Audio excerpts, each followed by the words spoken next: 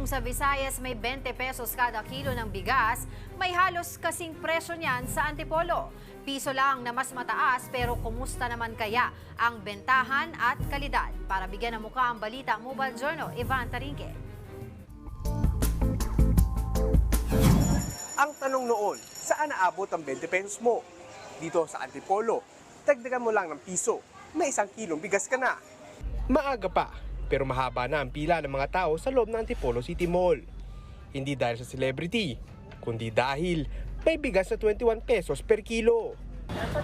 Yung lima-lima kasi dyan, ibigay ko doon sa anak ko, tapos yung isa doon sa kapitbahay ko.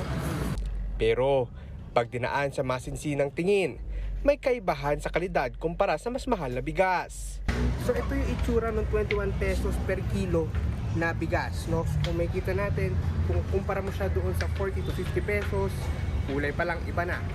Pero hindi na rin siguro masama kung tight talaga ang budget.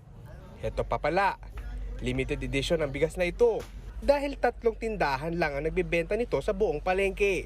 Ayon sa mga nagtitinda, galing Isabela ang supply at wala ring limit sa dami ng pwedeng bilhin. Kaya kung gusto mo ng sako-sako, go lang! Wala. Walang limit po eh. Kahit konti, madami, pwede. Pero may ilan, natitesting daw muna sa tingi. Eh kung di naman po masyado, makakain naman.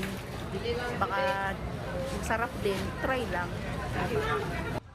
Sa panahong patuloy ang pagtaas ng presyo, ang 21 pesos na bigas ay parang jackpot para sa maraming Pilipino.